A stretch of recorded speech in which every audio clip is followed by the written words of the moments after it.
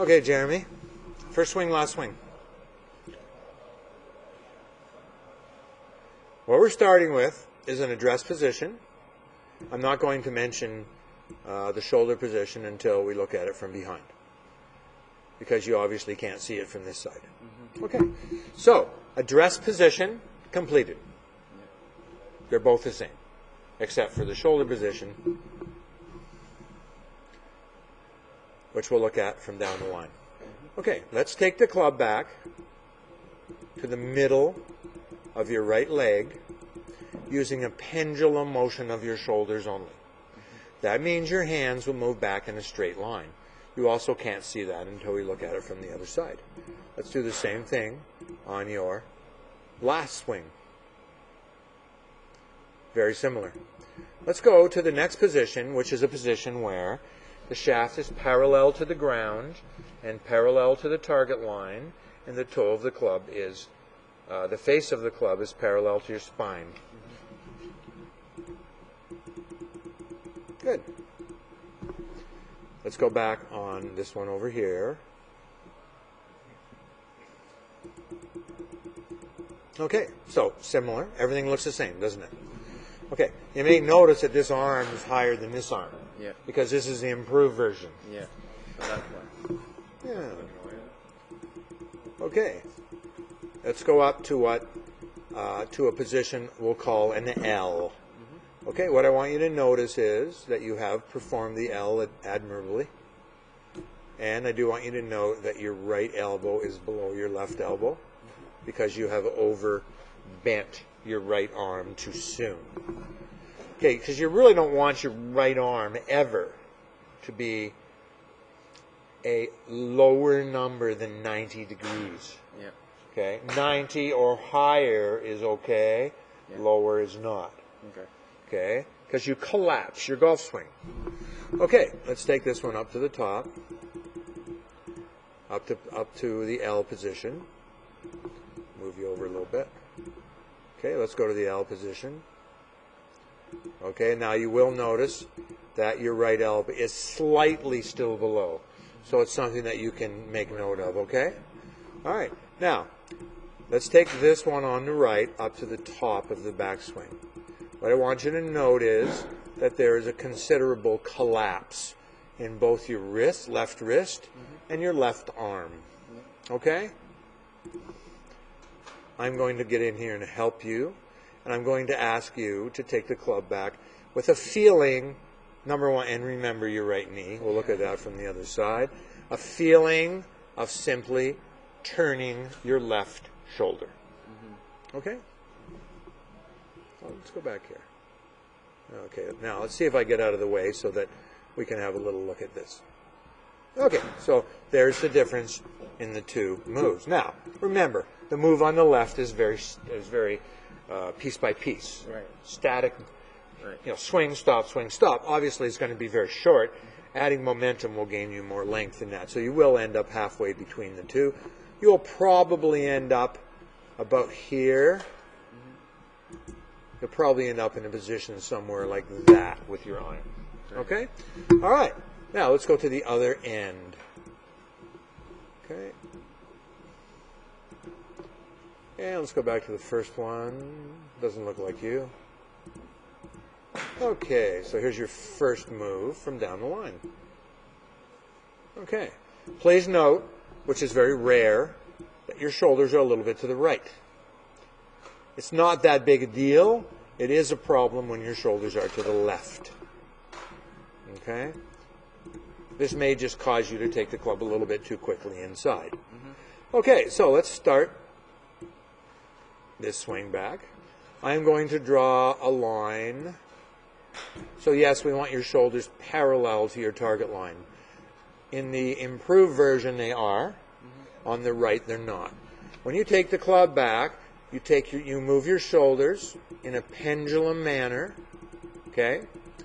And when you do that, your hands will not move outward. They will not move to the right side of the blue line. Okay. So, your hands are moving slightly too far from your body, not a lot. And you are going to now manipulate the club face into a position that when the shaft is parallel to the ground, which is there, it is almost perpendicular to the target line. Do you see that? Yeah. Okay, so the improved move is, again, to just start back with your shoulders only. Now, what you're going to do now is gradually set your left wrist, gradually, in conjunction with the big muscles of the back and shoulder controlling the golf club. You will gradually cock your left wrist as you continue to turn. You will end up in a position where the shaft is parallel to the ground, parallel to the target line. Okay, you have achieved that position. Let's have a look. Good, you have achieved that position.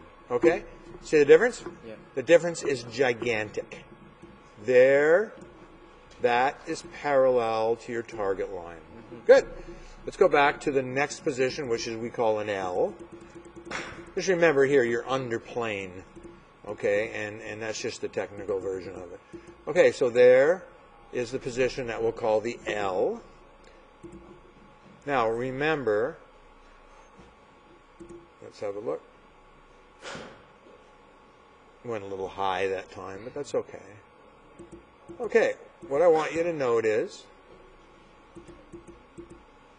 that in the L position, you can't see it from the front, but the right arm is higher than the left arm. Yeah. So in this one, you folded your right arm in probably more less than 90 degrees. So the number is less than 90 degrees. So you overfolded your right arm. Yeah. Here it was less, although still a little bit of the right elbow showing underneath. Okay, so we don't want to see your right elbow underneath at that point. Okay, let's go up to the next position, which is the top of your backswing. Okay, now you see how long your swing is. The head of the club is missing behind your shoulder.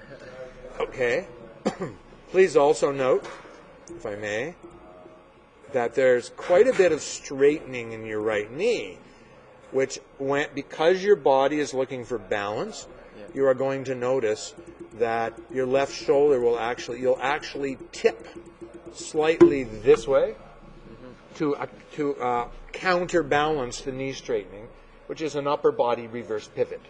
Okay, whether it's slight or not, that's what normally happens. Please note where your right leg has gone. I want you to leave your right knee on the wall, okay? Do your best to leave it on a wall. Okay, so let's continue this swing. Now, I want you to think of this in very simplistic terms. All you're going to do now is turn your left shoulder. Yeah, I'm holding your knee in and getting you to turn. Keep the right forearm parallel to the spine. See how this is not? Yeah. See the elbow way out? That's a Jack Nicklaus flying elbow. He did well with it, though. Okay, let's go back to this position. Yeah, I want to pause that position just. Yeah, I'll hold it there. Okay, so that's your position at the top. Now, it's very different from the one on the right. Do you have an understanding of what you're supposed to be doing? I've explained it to you. Yeah. I've shown you the difference. Everything. You need to work in this. I want you to come back having moved forward with this. Okay. Okay? Can you go forward a little bit? Just On which one? Both of them? Yeah, on the left one. Okay, sure. Just after you- Did you swing on that one? I don't think I swung, but I think you came in to help me fix this. Yeah. Oh, okay. So that was the rest of the turn. Okay? Good. So I see this part right here. Well, look at this. Basically, is lost. It's lost in space over here. This, very solid, very solid, very controllable. Study Nick Price. Nick Price has a wonderful golf swing. Yeah. If you go into YouTube and put Nick Price in, watch his swing. Okay. You'll see that stuff. Jerry Pate, Jonathan Kay, watch those guys. They're the guys that have this move, and they're very good with it, very controlled with it. Fred Funk, guys like that, classic swings. So the chin, should I chin up more? No, you don't have to chin up more. Okay. Because it looks like I'm trying to. No, you don't have to chin up more. Okay. Your left shoulder's under your chin. Okay. Okay, we've timed out at 10 seconds.